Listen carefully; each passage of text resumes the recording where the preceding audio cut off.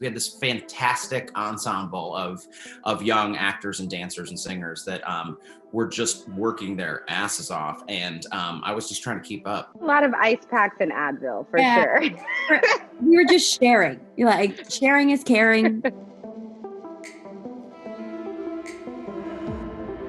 It was really fun. I mean, I have to say, I learned so much. We did a camera test before we started rehearsals, and I learned which, you try on different outfits, and you're just sort of testing different looks out.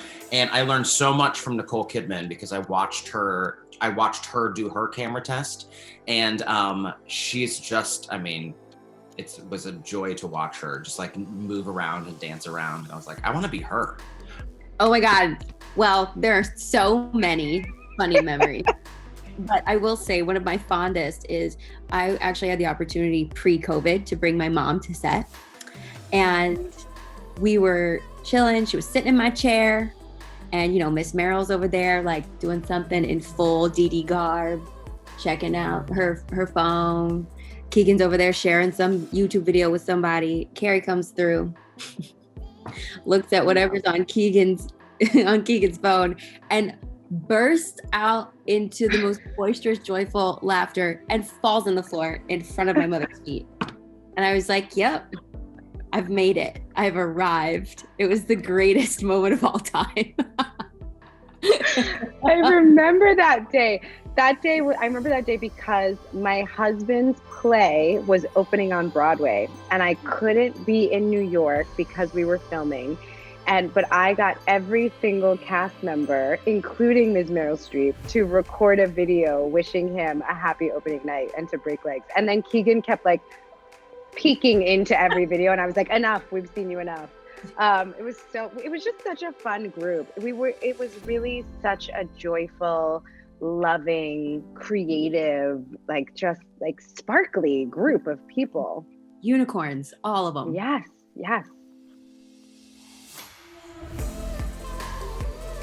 I gotta give props to Miss Meryl. There were some moments where she's like the silent but deadly.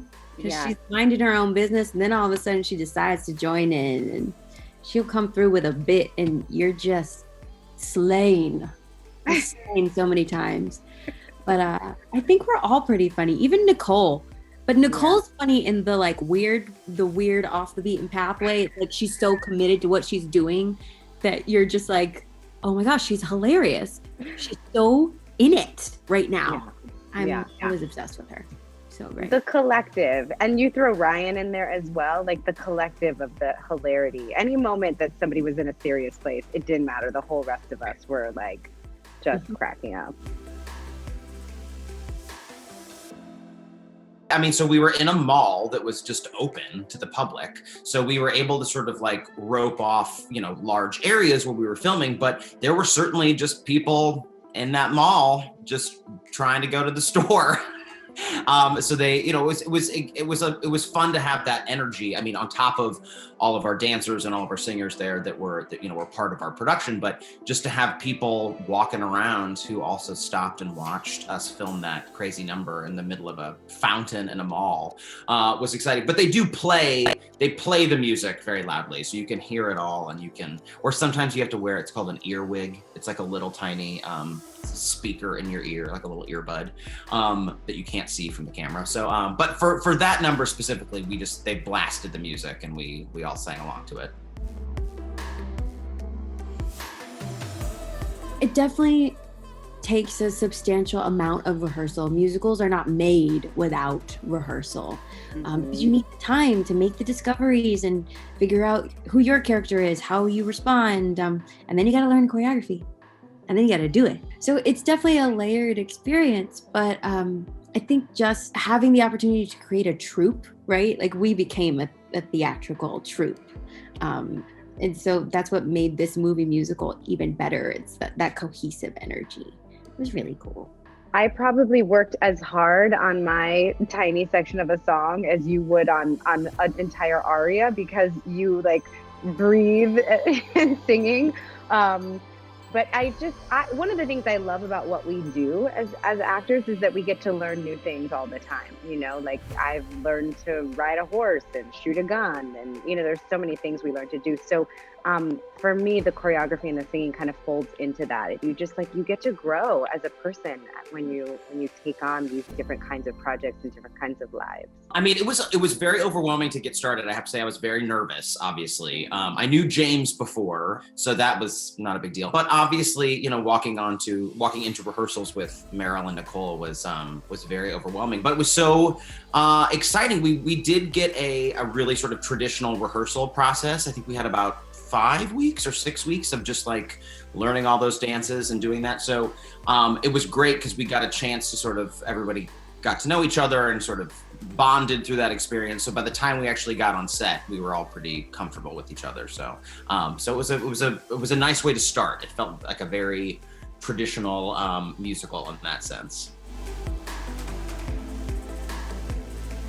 Casey Nicolau, who choreographed the film, I had worked with him on the Book of Mormon. So we knew each other. He knew sort of what my dance level was. I'm not really like traditionally a dancer, but he knew what my tricks were. So it was fun, but it was, you know, trying to keep up with those kids. We had this fantastic ensemble of young actors and dancers and singers that were just working their asses off. And I was just trying to keep up with them, quite frankly. As an athlete, I'm always injured. I'm always working through something. You know, there was a lot of ice packs and Advil for sure.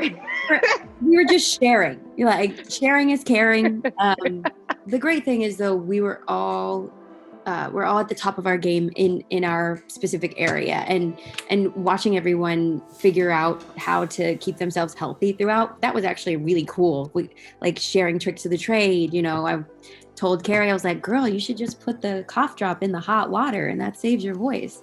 So it was really cool to be able to learn everybody's tricks. Hours, darling, hours, mere hours. But a lot of hours. Alyssa Green is the solo that I got to sing, and we recorded that in a day. So there's stamina involved with that. But, you know, I'm not sure how long it took other people. I think maybe that part of the experience was more individual. Yeah.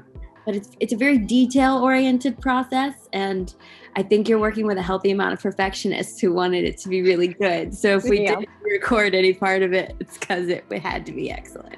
The big song at the end, Wear Your Crown, is one that I know we're all really proud of, because we all did that in like a COVID landscape, you know, in separate places. We never got to sing that together. So when you hear it with all of us together, it's just so exciting and moving, and really captures the whole sentiment of the film. Well, I started in musical theater, so this is the first musical film I've ever done, but I started my career in musical theater, so I love it. I love doing it. And it actually went really smoothly. We had a really great music team, and, you know, they were great about coaching us through. And I had the benefit of that original Broadway cast. You know, the album existed, so it was a very easy way to sort of learn all of this music. So I had a blast doing it. It was really fun. I hope I get to do more movie musicals.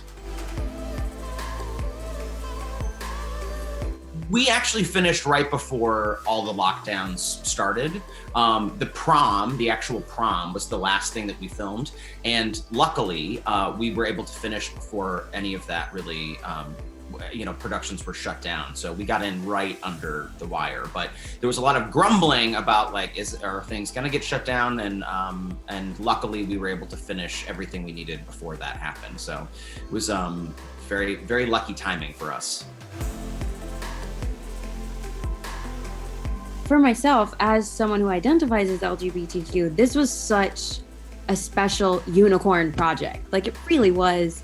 And, you know, I'm brown, and it was so nice to be able to say, I have the opportunity to bring a brown girl's experience of being queer to a big screen, to 200 million audience members, you know, because Netflix, that's their audience. It's incredible to know that we made something that has a happy ending, that has possibility, and is associated with celebration. Like that's everything. It's my Christmas present, actually. If this movie had existed when I was in high school, I would have been incredibly grateful and just I would have felt so seen and understood. So getting to be a part of telling the story, particularly as a gay man, is really exciting. And now to get to share it on December 11th with, hopefully a lot of people. And I think particularly this time of year, there'll be hopefully a lot of families watching this together. So I'm excited. It was about a year ago that we started filming. So it seems like it's been a long time coming. So it's very exciting now to know that people are going to get to see it.